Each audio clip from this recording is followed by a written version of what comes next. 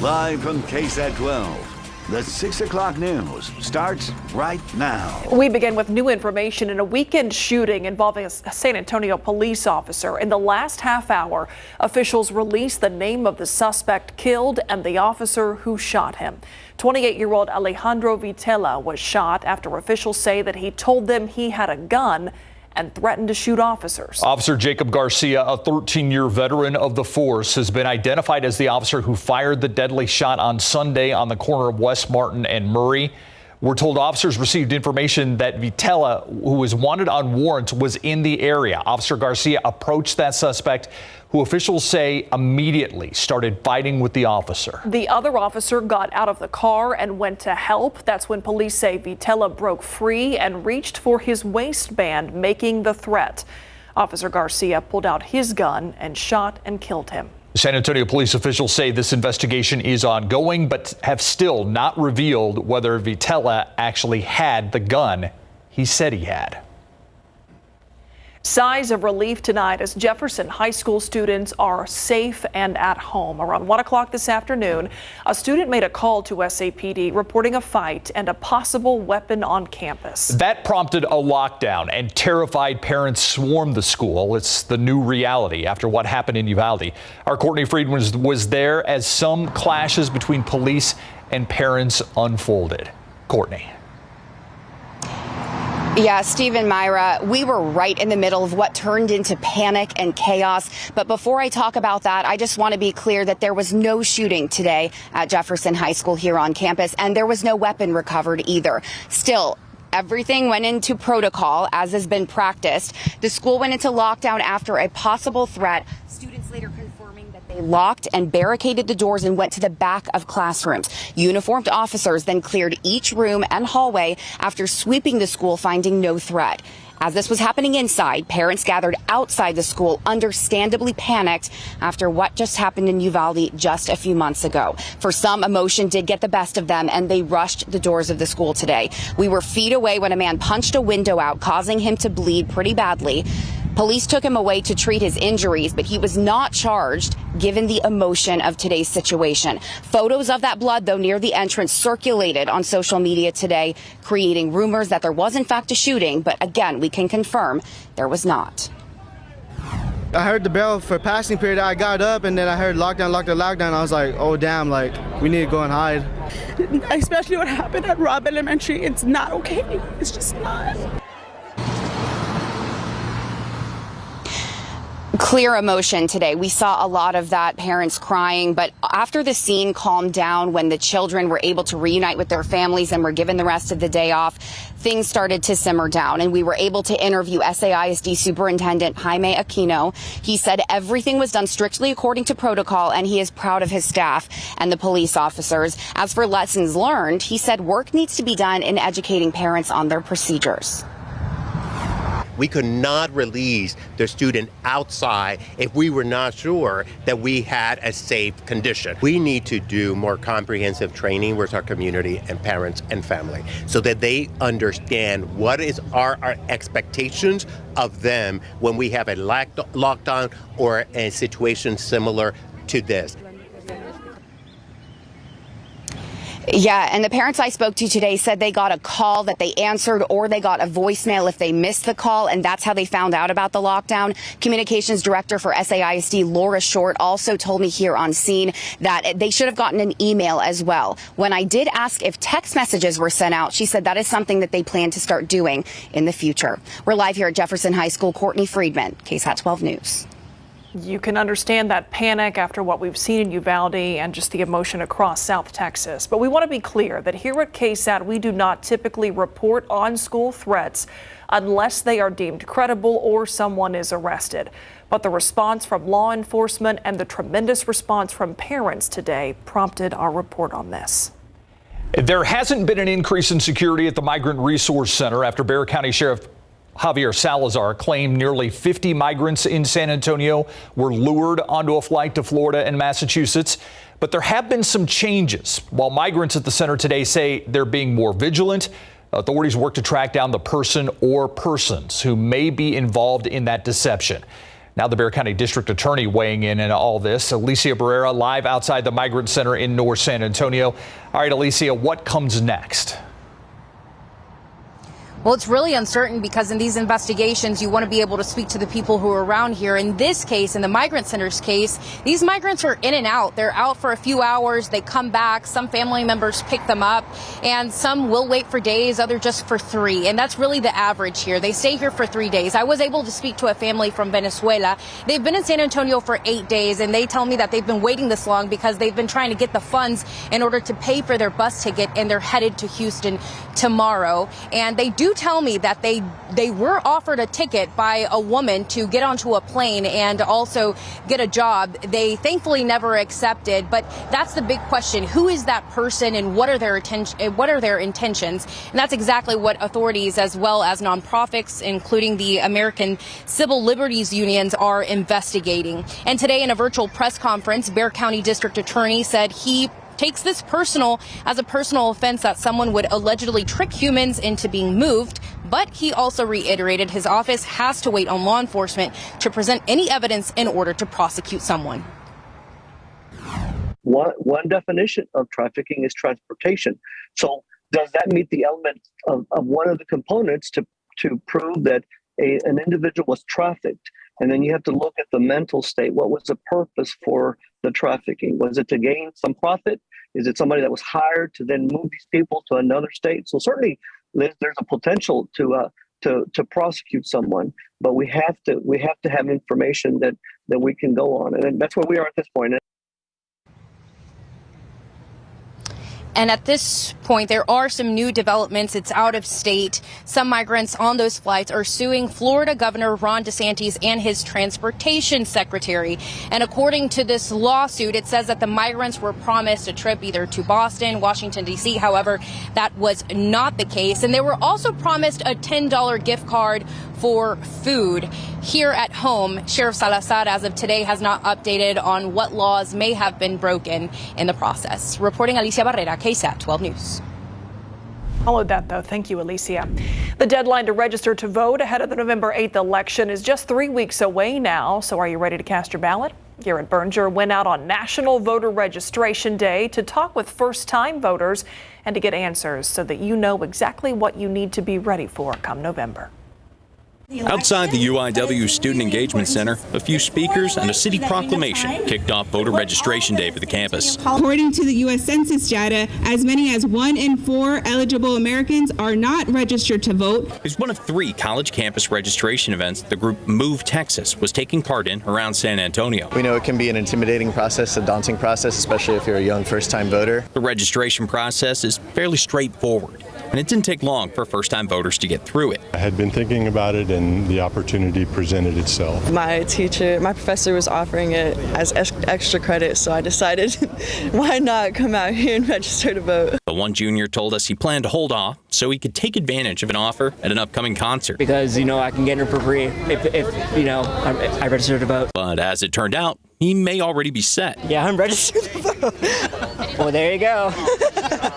You can check if you're already registered to vote through your local elections department or by going online to the Secretary of State's website. You can also use the Secretary of State's site to change your registration if you've moved or changed your name. But if you're registering for the first time, you are going to have to send in the physical form so that they have your signature. As long as you stay at the same address using the same name, it's a one and done deal. Bexar County has more than 1.2 million voters registered so far. But right now we're seeing a lot of activity because of the November election. The deadline to register for that election is October 11th, and early voting starts October 24th. Garrett Berger, KSAT 12 News. The San Antonio police are looking for some help in tracking down a driver that they say is responsible for a deadly hit and run a little more than 2 weeks ago. Here's the suspect's truck from back on September 3rd, a gray Dodge Ram. Officers say the driver hit an SUV along I-37 and Southton Road as it merged onto the highway. That impact sent the SUV rolling. The driver of that SUV, Henry Stevenson, ejected along with a 5-year-old passenger. Stevenson died from his injuries. Police say the driver of that truck did not stop and try to help. Information that leads to an arrest could be worth a cash reward from Crime Stoppers. Call 210-224-STOP. A man recovering after an overnight shooting with not much evidence for police to work with. It happened around 1 a.m. at an apartment complex in the 500 block of South Acme Road. That's on the city's west side near Highway 151 and Old Highway 90. When officers got there, they say they found the victim who had been shot in the backside. Whoever pulled the trigger had taken off. Officers didn't release a description of that suspect.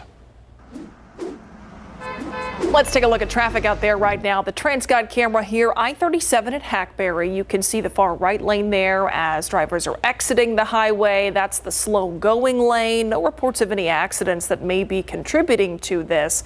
But other than that, it looks like things are moving pretty smoothly in this area.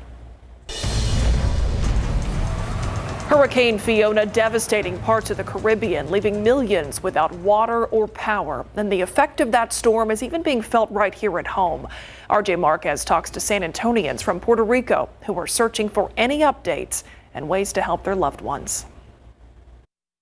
It's a little stressful having to wait and just sit around and see what's going to happen. Dali Vasquez has been waiting by the phone for any updates from her dad, who lives in Puerto Rico. He said that the flooding has been pretty bad.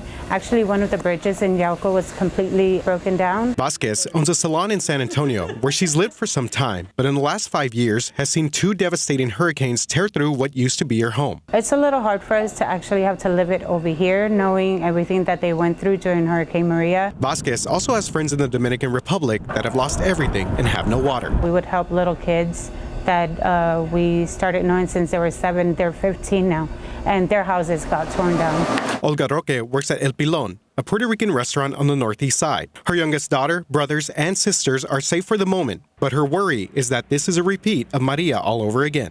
Like starting from the bottom again, so I know it's really hard for them.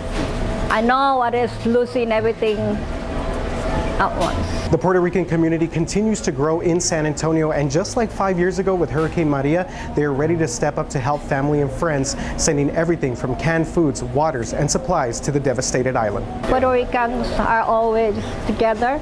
They'll help each other a lot. Dali says she plans to start gathering items to send back home as soon as she can. So I know that here in San Antonio, the community actually gets together, and it's very helpful. RJ Marquez, KSAT 12 News.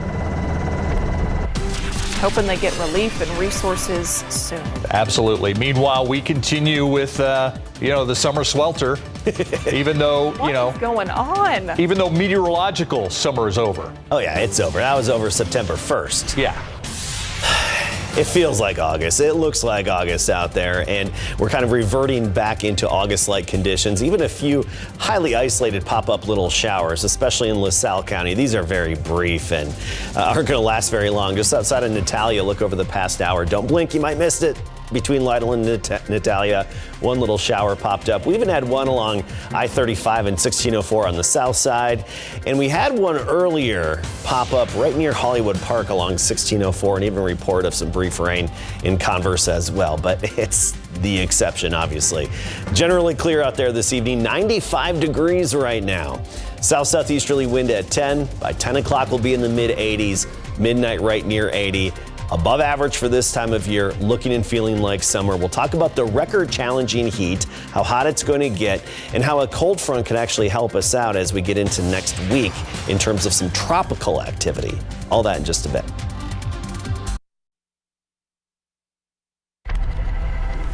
Let's take a look outside with Sky 12, flying high above the Japanese tea garden right now. I was just around the corner from here this morning at Brackenridge Park, out walking through the park. Yeah. And we're sure it's mid-September. I know. Right? Yeah, that's what the calendar says. The tea garden's very beautiful. Also, if you notice, a lot of shade. Yes. It should be very popular. I should have been there this morning, but was not. And I mean, think about it. Your tea wouldn't get cold very fast. You'd have to get hot tea. There's that. Yeah, with hot tea, that is, Yeah, cool tea is going to warm right up, right? It'll turn into sun tea. 97 are high tomorrow, and then look at Thursday and Friday. We're talking 99 for afternoon highs. That's 10 degrees above average and puts us in record challenging territory. Actually, we are predicting to tie the record high on Friday, hitting 99 before those temperatures slowly drop back down this weekend and into next week. So let's talk temperatures overall, where that heat high is and what it's doing to some of the plain states as well. 96 today, our high temperature. That was just 4 degrees shy of the record set back in 1947. And look at our morning low, 77 degrees. That's well above the average of 69, and we're going to stay there until the early part of next week in terms of those morning readings. So high temperatures today across Texas, 90s for the most part, obviously a few exceptions out there. Alpine 85 the high. And you look a little farther to the north, Wichita, Kansas 100, Omaha 100 degrees. You even get up into St. Louis 97, Minneapolis made it to 91. We're not the only ones feeling this heat high, giving us some unseasonably warm air. This is going to linger for several days, and it's going to deflect all the precipitation around us. Today, that precipitation, 4 corner states. We're talking Utah, Colorado, New Mexico, Arizona. And that's one reason why they see some rainfall in the summertime, because this usually steers moisture into those desert-like areas. As we go forward the rest of this week, this high strengthens a bit and really gets right overhead for a few days. Then this weekend it moves out and weakens, opening the door for this very weak cold front to move in. Don't expect any big noticeable changes from this cold front. Yeah, temperatures will drop off, but it's not going to feel like fall outside, and you will notice a breeze behind it. But this cold front, I do think, could really help us out, both Texas and Louisiana, as we get into next week with some potential tropical development. It could be just enough to keep a potential tropical cyclone away from Texas and Louisiana. Let's get right to it. We still have Fiona way out in the Atlantic right now. This is going to go between the U.S. East Coast and Bermuda. Gaston, it's a fish storm way out in the North Atlantic. It's not going to affect anybody except for some shipping routes. But we're really watching this area of disturbed weather just north of South America. This is heading west toward the Caribbean this weekend. And as it does that, it's likely to turn into our next tropical cyclone. So tropical depression, probably a tropical storm, and then maybe even a hurricane into the Gulf of Mexico as we get into next week. But as I mentioned, should the pattern stay on track, that little cold front and a shift in our weather pattern could actually help steer that away from the Texas and Louisiana coast. Could, okay? It's a possibility right now, and meteorologically speaking, a lot of time between now and then. The system hasn't even developed yet, but right now it's looking better for us and the Texas coastline because of that little cool front. But we'll keep you updated because there will be some changes and we'll be fine-tuning the forecast. 95 right now, dew point is 66.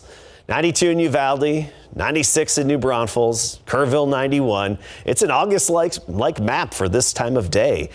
And 92 in Bandera, even in Bulverde. Dew point 60s to near 70, so we're feeling that stickiness, that mugginess outside.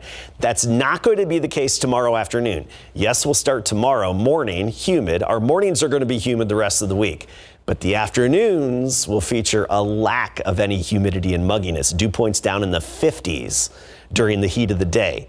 So 74 at 7 a.m. By noon, we're talking 90 degrees, 97 the high, 4-5 in p.m., but a big drop in the humidity at that point. So that's at least a consolation. Yes, we'll have the heat, mid-upper 90s, but we won't have the humidity. And that's going to be the case all the way through Friday. Then this weekend, the mugginess really sticks around most of the day. Okay, thank you, Adam. All right, so are the Roadrunners healthy coming off their game in Austin last weekend? Because they're back in the Dome this weekend. That's one thing they really hope for because they played their hearts out in their first 3 games, especially in that game against Texas. But when you look at the size of the offensive and defensive lines, you knew there were going to be problems. As a result, injuries are piling up. We'll have the latest on that before UTSA comes home to play Texas Southern this Saturday. And the Longhorns are headed into very hostile territory coming up.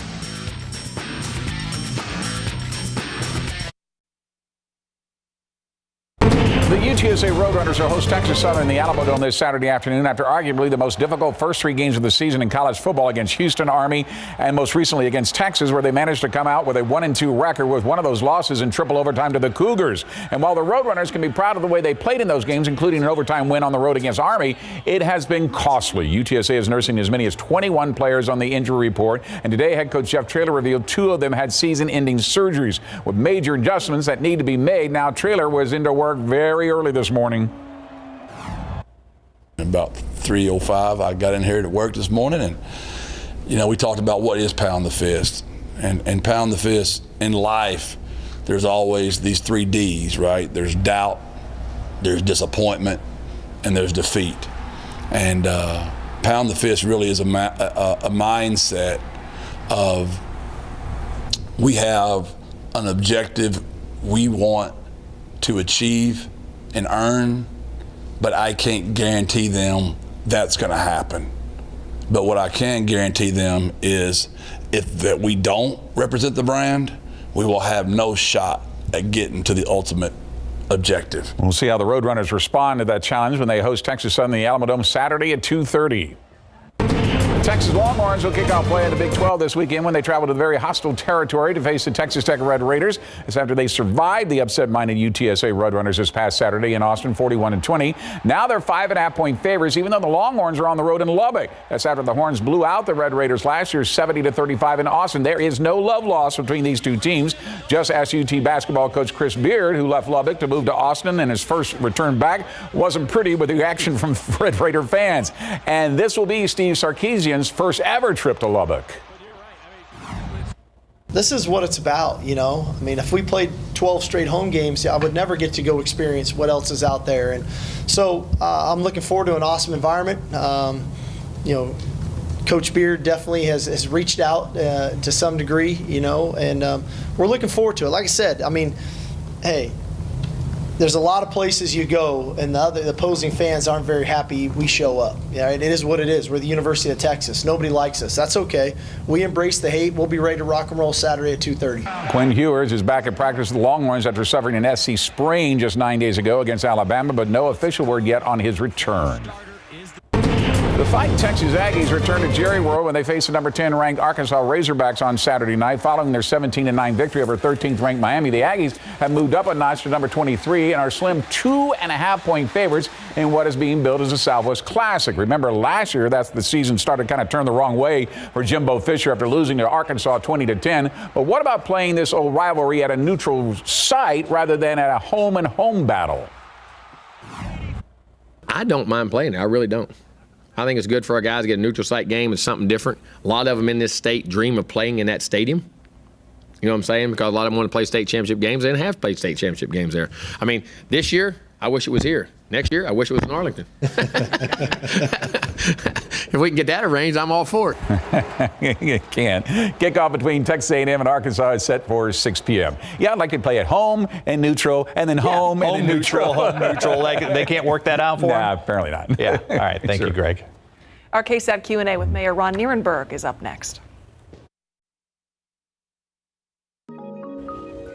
Migrants here in San Antonio now part of a national focus after a flight funded by the state of Florida took migrants from San Antonio to Martha's Vineyard, one of several transportations like that taking migrants all across the country. To talk about that more, we've got San Antonio Mayor Ron Nirenberg joining us for today's Q&A. Mayor, thanks for being here as always this evening. We know that there is now a criminal investigation that the Bexar County Sheriff's Office has opened looking at whether migrants were lured onto that flight. But can you talk about whether there are any city resources being used to look into this? So I do know there's a lot of questions being asked right now, and I understand that the Bexar County Sheriff has opened an investigation. Important thing for folks to know about the Migrant Resource Center and migrants and asylum seekers to begin with is that they are not in custody. So when you are processed and go through the legal channels to seek asylum, you are not in federal custody. So the work that the Migrant Resource Center is doing to help ensure folks are treated humanely and that there is transfer to their next destination, whether that's with family or with a sponsor family, that's done on a voluntary basis. It's done in an organized manner. And frankly, the folks that are coming want and need that help. But unfortunately, as we've seen, potentially under false pretenses, some of these migrants have been transported to a place where they didn't know or were promised things that they didn't get. So that's dismaying, obviously, to take advantage of other people's plight, especially those seeking refuge in our country, has to be the height of moral bankruptcy. To make a political point off of people's plight, people's misery, people's need to seek refuge is shameful. And that's part of the process in this whole thing. These people aren't being detained. They're asking for asylum. They're being processed through the system. They're being processed partly in San Antonio, and they are not, like you said, they're not detained. They're not held someplace. I mean, they can come and go as they please, and that seems to be where they're being approached by some of these people. I mean, is there a way to coordinate this? I mean, have you reached out to some of these places that want to take? I mean, we heard from the New York mayor this weekend who said he's reached out to the governors of Texas and Florida and Arizona and said, can we coordinate these things better? I mean, have you had any of those conversations? Well, that's the whole point of what's taking place at the border, is to process folks so that they have travel plans already ready to go. And frankly, the work of Homeland Security to ensure that there are proper resources in place to get folks to their next destination, to their sponsor families or to their families that are here, that's what's taking place. So this political stunt, which I think is the best way to characterize it, to get folks to go someplace else on the promise of work or lodging or whatever they were saying, is simply disruptive to the entire coordinated effort. Remember that what's been happening here with the Migrant Resource Center has been happening for years under multiple administrations. We are seeing a surge. We see surges now and then. But in order to get this done in a coordinated way that's least disruptive to the rest of the community, we have a consolidated facility, and that's proven to be a model, frankly, for other communities that can be efficient and help control some of the disruption. But again, those folks are not detained. They're here going through a legal process, and they have a right to go if they so choose. And it appears, at least in this case, some of them are saying, and I hope an investigation will bear out, that they have been lured away under false pretenses, which is disruptive to the entire coordinated effort. Let's talk about how this Migrant Resource Center works. It's an old CPS Energy facility off of San Pedro. We had a live report from our Alicia Barrera, who was out there earlier, talking about how people can stay there for 3 days. They're given wristbands to identify them. But the reality is that a lot of people, they don't have the ride to go wherever they are trying to get to in that time. So what happens to those people? So the vast majority of folks that are brought have been processed and have travel plans already arranged. And that's the ideal situation that HSI or that the Homeland Security has been working towards, to make sure that, this is a way station. It's not the ultimate destination. These folks are trying to get to the next place, which is with the family or sponsor family. The vast majority have that. And their next stop would be either the bus depot or the airport, where they're getting a flight to that next destination. And that travel has been arranged. That travel is coordinated. In the event that we get migrants who do not have those travel plans arranged, we're working with nonprofits to ensure that those travel plans are then processed when they get here. That's a little bit tougher, and it creates a bottleneck at times that unfortunately stretches some of the capacity. But we deal with those things also. When you have people who are taking advantage of the situation to make a political point, or, again, sending folks in here to lure people away, to promise them to go someplace and have whatever it is, a job or a place to stay lined up under false pretenses, that's when things get disrupted. And unfortunately, you have to wonder if some of these things are being done to score political points, but also being done purposefully to disrupt an already difficult situation. We're going to continue to do what we do, which is to treat people humanely, work with compassion, coordinate with nonprofits, as well as the faith community and the city departments that have been involved, to help minimize disruption to the rest of the community and ultimately get folks who are here legally onto their next destination. So, Mayor, who is running and funding that center? I think it's helpful to explain exactly what is happening there and how it works. Well, it is. So it's a coordinated effort, and it is entirely funded 100% on reimbursement through FEMA. To stand up the center, we had multiple departments. We have multiple departments always involved. That includes human services from the city of San Antonio, as well as shelter operations from the fire department, and a number of different nonprofits that work in these kinds of relief activities. Very soon, that the running of the Migrant Resource Center, which has been scheduled to transfer over to Catholic Charities from the very beginning, very soon that handoff will be made.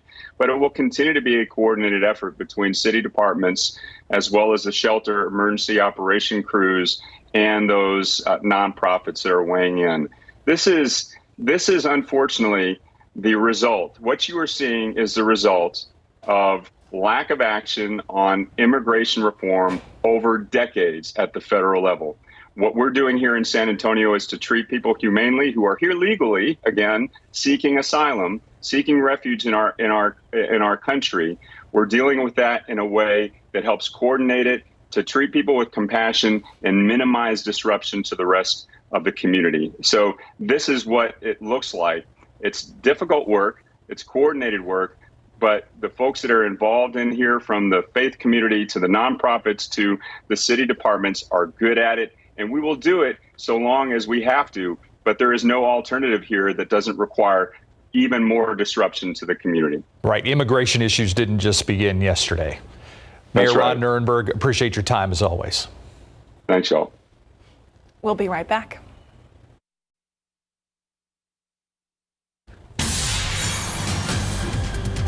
The car industry is still feeling the pain of the global supply chain problems. Ford says it will end the month with between 40,000 and 45,000 large pickups and SUVs. It can't finish because it doesn't have all the parts. The company also says shortages and rising prices of supplies will cost it an extra $1 billion this quarter. Ford said it should still be able to hit its full-year earnings targets because it plans to shift the sales revenue it will get from the nearly completed vehicles into the fourth quarter. Automakers have been struggling with supply chain issues, specifically a shortage of computer chips, which has choked off vehicle production for much of the past 2 years. Let's take a look outside with live cam. The heat is still on. We are just ready for it to feel like something other than August. Yeah, quite on average, really, I should say, we get our first cold front in late September. That gives us a good 10-degree drop, high temperature when you compare them day to day. But we're going to have a weak cold front in the forecast, not one that really makes it feel like fall necessarily. 96, that was our high temperature today. That's 7 degrees above average and just 4 degrees shy of the record high today. And we were well into the 90s across most of our area, from 99 in Cotulla to 97 Pleasanton and even New Braunfels, 96 the high temperature. And it's going to continue to feel summer-like in the days ahead. Right now we're at 95 still. By 10 o'clock, about 10 degrees cooler. We'll talk about the record-challenging heat and the new computer models, the spaghetti plots for that potential tropical development in the Caribbean, coming right up.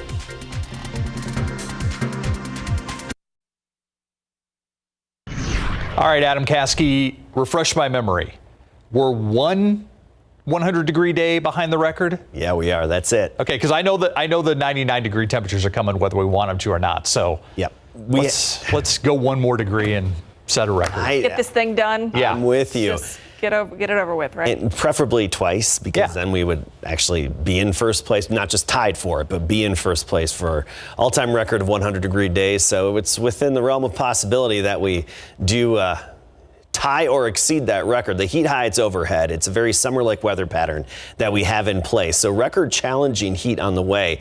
And then a tropical update with the latest computer models, the spaghetti plots of that development that's likely to move through the Caribbean, then possibly even Gulf of Mexico over the next week. Let's take a look at the conditions out there. Let's start with temperatures.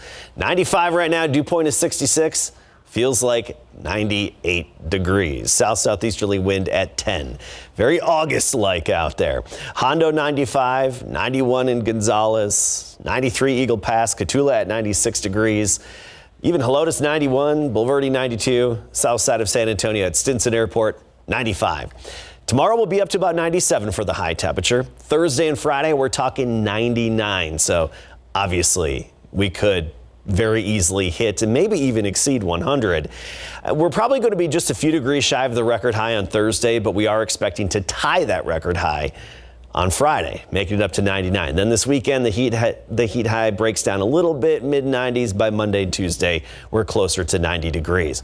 But at least when the heat's up, the humidity is going to be down. So during the hottest part of the day, the next several afternoons, we're not going to be feeling this humidity. We notice the mugginess out there right now. The dew point's 60s to right around 70, but that's going to change quite a bit. We'll start the day humid tomorrow, 73-degree dew point early in the morning, but by the afternoon, during the hottest part of the day, those dew points will be dropping down into the 50s, and that's not just tomorrow, but we're going to have this same trend every day through Friday. So at least that's some consolation, where we'll have that record-challenging warmth, temperatures about 10 degrees above average, but at least the humidity is going to drop.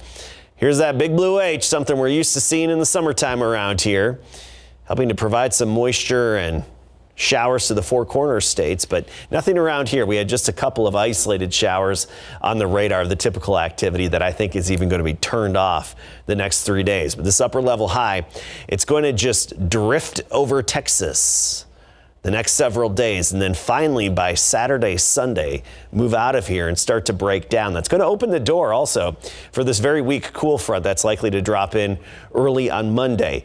There will be some changes, of course, with this front, but nothing drastic. Don't think that this is the kind of front that, puts you in the pumpkin spice mood, right? At some folks. No, not that kind of a front. Just some small tweaks to our weather. And more specifically, this has the potential to really help steer away that potential tropical cyclone as we get into next week. So let's talk about it. Yeah, we have Fiona out there and Gaston up in the North Atlantic. Fiona's going to pass between the East Coast and Bermuda. We're talking about this area of likely development within the next 3 to 5 days or so. And by this weekend, it should be in the Caribbean. Thereafter, take a look at the latest computer guidance. And of course, it's still very early for this, but it would put it on a trajectory to enter the Gulf of Mexico as we get into next week. But with that little cool front I talked about and the corresponding shift in our weather pattern, I think odds would favor that staying east of Texas. But a lot of time between now and then. Check back in for updates because things will be changing. It just depends on the extent to which it'll change. We'll be fine-tuning the forecast. But tomorrow morning, 74, nothing but sunshine. Blue sky all afternoon. 97 the high in San Antonio, Rio Medina 96, 98 New Braunfels and Seguin. And then there you go, just within reach of 100, probably within a degree. We'll see. Of course, we could hit it. We'll keep you updated. Might as well hit it. No, let's get this over with. Yep. Then a record that we hope will never be equaled. I know, onto a cold front. In case you missed it, coming up next. Here's today's ICYMI. It's Tuesday, September 20th. Nearly a year later, still no word on where little Lena Keel is this afternoon. Today marks 9 months since she was last seen at a playground at her family's apartment. That complex is near the medical center. Lena's family moved here to escape the threats in Afghanistan. Her father told us his child's life ended up being in danger here in their new home. A $250,000 reward still being offered. And now the case will gain some national attention on a show called In Pursuit with John Walsh. That show airs tomorrow at 8 p.m. on Investigation Discovery. More than 200 artists are set to take part in Luminaria this year, and today that festival announced the list of featured artists. You can check it out. The list includes musicians, poets, a filmmaker, and digital artists. Luminaria takes place on November 19th from 6 to midnight. More than 30 GOP lawmakers sending the U.S. Attorney General a letter asking the Justice Department to appoint a special counsel to look into Hunter Biden's business dealings. What they say they want information about is into the deals that took place before, during, and after President Biden's time in public office. Adnan Syed has been let out of prison after a judge vacated his murder conviction. His release comes courtesy of a podcast called Serial. Syed was convicted of killing his girlfriend when they were both in high school back in 1999. Syed always claimed he was innocent. The podcast brought up some serious doubt as to whether or not he got a fair trial. So the Baltimore prosecutors investigated and found some discrepancies in the evidence presented in the case. A judge released Syed yesterday. Prosecutors have 30 days to decide if they will pursue a new trial against him.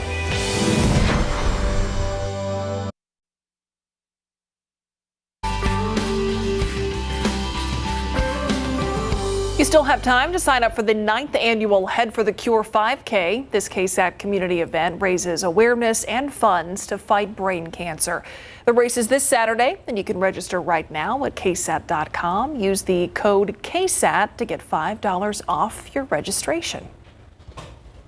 Tomorrow morning, we're looking at temperatures mostly in the mid-70s, some exceptions up in the hill country in the upper 60s. But by the afternoon, really more like August, considering our average afternoon high in August is 97. And climatologically, that's our warmest afternoon or average high of the year. So it's going to feel like that here in mid to late September. 97 downtown Stone Oak, 96 Seguin at 98, and then we're going to be just shy of 100 Thursday and Friday. Thanks for watching the news at 6. See you on the Night Beat.